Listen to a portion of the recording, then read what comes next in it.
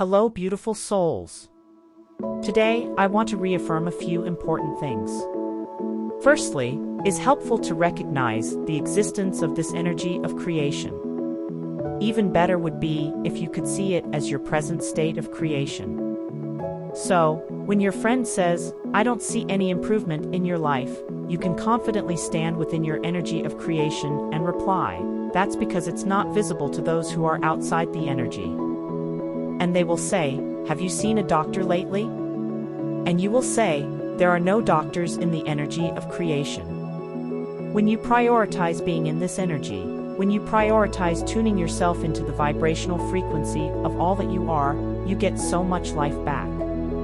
Do you know how many arguments, how many words, how much effort, how much action is necessary just to keep you alive and out of desperation when you're not in the energy?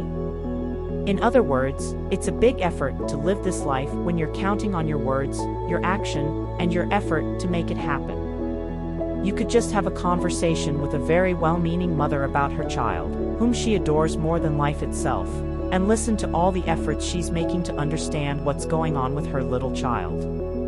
She might be going through various struggles just to put things in perspective.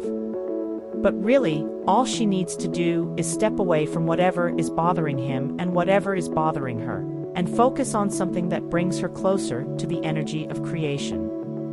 From inside the energy, everything becomes clear.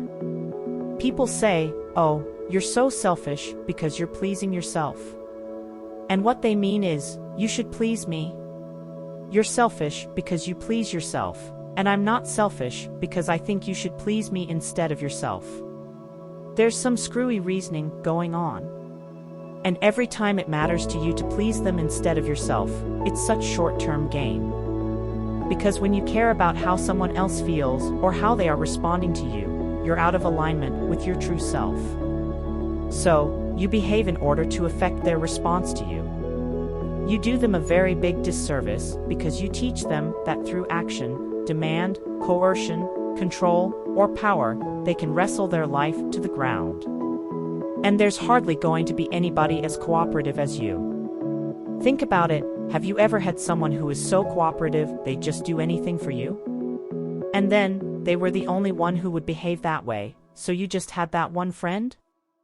But when you show yourself that you have the power to come into alignment, not just with who you were before you were born, but with all that you've become ever since. Not just with you and all you've become, but with Source itself. When you show yourself that by being selfish, which means by reaching for the best feeling thought you can find on whatever subject is active. When you care about being in the energy, you care about being in concert with the energy that creates worlds.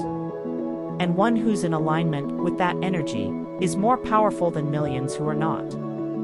It's such an interesting thing to watch what goes on in your planet because you are so good at step one. Most of you have made such a career out of step one. You sift through the data and you know what you don't want, and you know what you do want, and you know what you don't want, and you know what you do want. Source is over here, knowing what you want, being what you want, sending out a signal of what you want.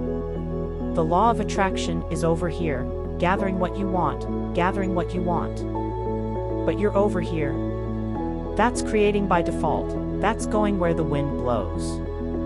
That's complaining about whatever they're complaining about, and feeling about whatever's happening. But when you decide that you're going to take control of your relationship to who you really are, when you decide that you're going to tend to this gap between you, wherever you are on whatever subject you're experiencing, and who you really are and what you know about the same. Now life is going to take a new form and shape for you. You're going to feel exhilarated, you're going to feel satisfaction. Those who are watching you will see you as someone who seems to create tremendously with ease. Especially those who don't really understand the power of this energy and the power of your deliberate alignment with it. They'll call you lucky.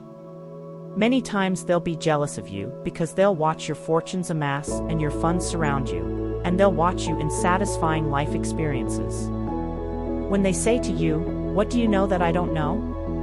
the only thing that you can say to them, that is of any real value to them is, "I figured out my relationship with me, and I'm constantly aware of my vibrational relationship to who I really am and what I really want." I guide every thought I can to mesh with the wholeness that I am. I've become a deliberate thinker. I no longer create by default. I think on purpose, I speak on purpose, I act on purpose, and I don't do any of it unless I'm in the energy. What do you mean, what's energy? Energy is a vibrational state of being that is a precursor of all positive motion forward, of all that is. It's like encapsulated, condensed, straight-up source. It's pure positive energy, it's the holding tank, it's the anchor, it's the touchstone. It's the place where all dreams, and wishes, and hopes are held until we find vibrational alignment with them. It's the eternal pool of well-being, to which each of us has added mightily along the path of our physical experience. So, this is the energy. It is a reality even though you can't see it, but you can feel it. You know how your dog hears things you can't hear, and smells things you don't want to smell? Because your dog has more acute sensitivity to sound than you do. Sound is just vibration, and hearing is just translating it, smelling is just translating vibration. This energy is something that while you can't see it and while you may not be able to hear it, when you get in the vicinity of it, you can feel the deliciousness of it. And when you are far from it, you can feel the discord of not being close to it. Do you know that everything you feel, all day every day, is nothing more than feedback about your proximity to your energy center? So, when you feel really ornery, you're vibrationally speaking not near your energy center. When you feel hopeful, you're right on the brink of it. In fact, this door to the energy center, this imaginary door, this vibrational entry point, is somewhere between hope and belief. So, when you feel hopeful about something, you're so in the vicinity that you'll be called in, you'll be swept in. Law of attraction will take you in when there is not enough resistance to hold you out. How's that? If you weren't doing that thing you do that holds you apart from your energy center would take you in every time. When you slumber, in you go. But you wake up right where you were when you went in. If you go to sleep in the energy center, you wake up in the energy center. If you go to sleep not in the energy center, you wake up not in the energy center. Have you ever had an experience where you're ornery when you go to sleep? Sleep all night, sleep pretty good, you wake up still ornery. So, the energy center is the source of well-being, calling you home, calling you to all that you've created.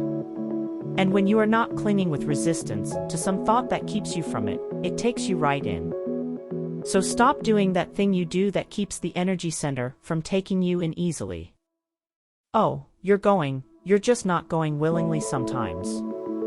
It is my desire to help you find a vibrational stance, which means a mental approach, which means an attitude about whatever it is that you've got going on.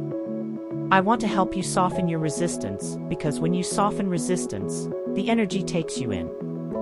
And that really is where you belong. You belong inside that energy, where rendezvous with exhilarating things can happen all day, every day.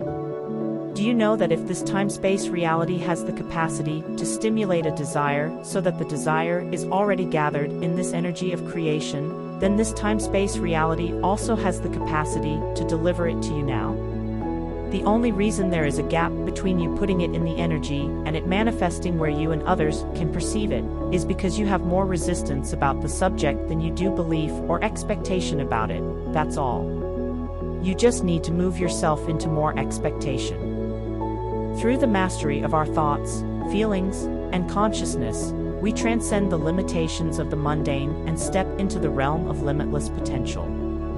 As we navigate the journey of life, honing our skills of manifestation and self-awareness, we realize that we are the architects of our own destiny.